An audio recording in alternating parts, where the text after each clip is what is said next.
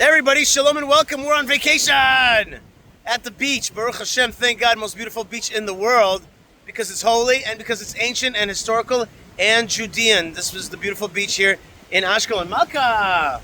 Welcome to the vacation video. Thank you so much. You know, Yishai, we're having a beautiful time. It's summer vacation here in Israel. And in that sense, like, you see families all around and people are out and the ice cream restaurants are like, you know, full of people, and all the cafes and arcades and whatever it is that, you know, people like to do in the summertime.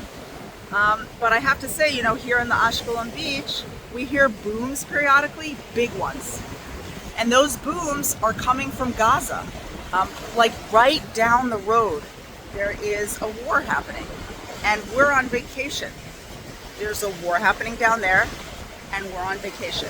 And I have to tell you that on the one hand, there's a part of me, I'll just like be totally transparent, there's a part of me that feels weird a little bit, even maybe, as you like to say, a shtickle, guilty to be on vacation as there are people out there who are fighting so hard and you know.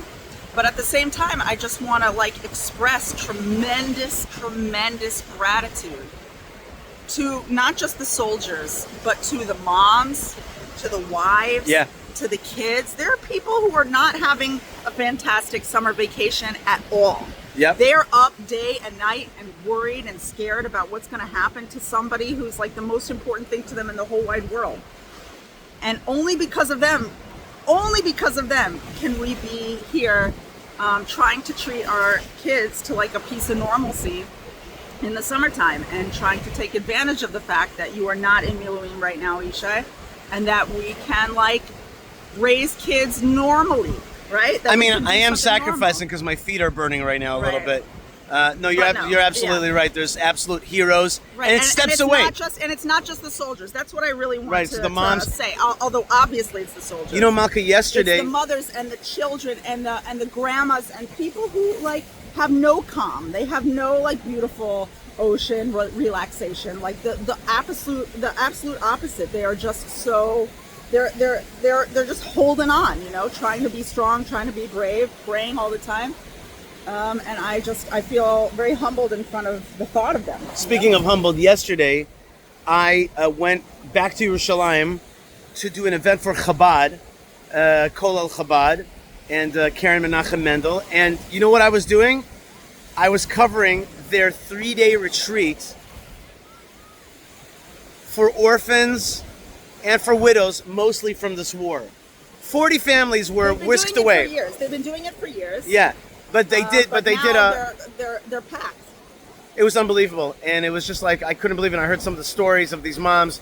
I interviewed a mom who lost her husband in the first week of when the Israelis went in and into Gaza, and she's got 6 kids. And the one thing that gave me a little bit of good feeling was that I'm like, how are your kids dealing? She said, well, they're dealing okay because at least they're proud that their father fell in battle, and they know to say. She said, "Yodim lomar." They know how to say, like, my father fell in battle.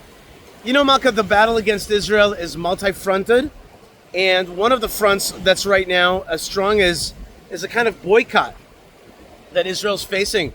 As I'm looking out into the skies, there's nary a plane flying overhead. Right. In fact, you noticed? There was a plane before, and I'm like, look, kids, a plane. Right. And then I'm like, it has to be El Al. Right? I bet it has to be an El Al plane because nothing else is flying around here. That's right. And I, you know, at first I was thinking that it's like security. But now I'm like, no, this is just an excuse for a boycott. An excuse for a boycott.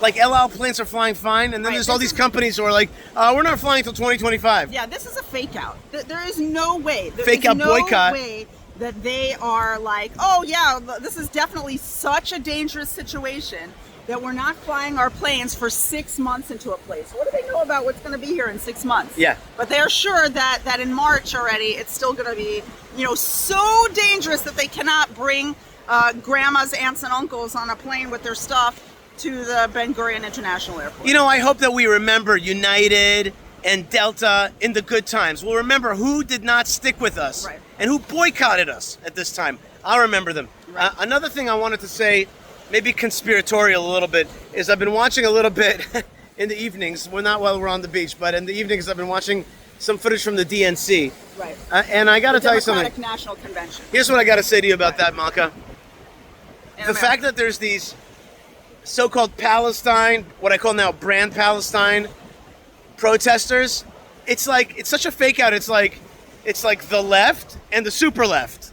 And then the left has got to be like, well, we got to pander a little bit to the super left. And the super left is like, you're not left enough. And I'm thinking to myself, you just are just sitting together behind the scenes and coming up with a plan how to shrink Israel, how to weaken Israel. And so you have the moderates. This is exactly like the PA, the Palestinian Authority, and Hamas. It's like, well, we're not the Hamas, but we still think that we should have a two-state solution. And the other ones are like, Incidentally, Mahmoud Abbas is going to be traveling to Gaza to do like a solidarity visit with, oh, with I Hamas. thought you were going to With say, Hamas, these are the guys that were like considering to give them control over Gaza when this is over, whatever that means. you know, I thought you were going to Yeah. say that he was going to travel to the DNC and speak, but he That doesn't would have make to. sense. He doesn't have to. He's got plenty of his minions there. You know, Malkah, you talked about Gaza. Gaza's right over there. Right over there. It's right over there. It's like just a few kilometers that way. You know what, Malkah, I want to tell you?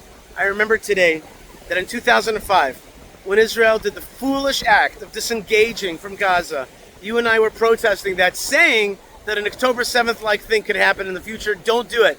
You know what we did at the very end of that time there when we were kicked out of our house? We went to the beach and we threw in money. As the Russian custom is, when you love a body of water, you throw in money and you say, I'm going to retrieve it one day. And us and our friends, we threw in that money, and I think that B'ezrat Hashem, we're coming closer to a time that we're going to retrieve that. We're going to go back to Gaza, we're going to govern that piece of land, and we're going to defend Israel and the Middle East from being taken over by extremists, by jihadists, and ensuring a better future for all. Not just the Middle East, Yishai. You're thinking very small.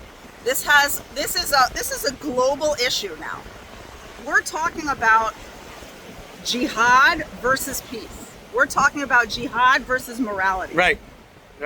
And I want to say to you, Malkah, anytime you have a town, let's say Norway, that somebody's yelling, free, free Palestine, what they mean is, we want the jihad right here. Right. We don't care about We wanna Palestine take over. there. We We wanna want to take take over over. right here. Right. That's exactly, free, free Palestine is actually jihad now here. That's what that means. But we won't let Some people are them. starting to realize that. That's right. Right. Listen, Malkah, I'm Yisrael Chai. We're in beautiful Ashkelon. There's a lot of people still unafraid, loving it. And also there's a lot of people that are visiting, flying in on El Al. I want to tell those people, you are the lucky ones because you are here in this amazing time, the time of war, the time when we need your help, the time when we're together.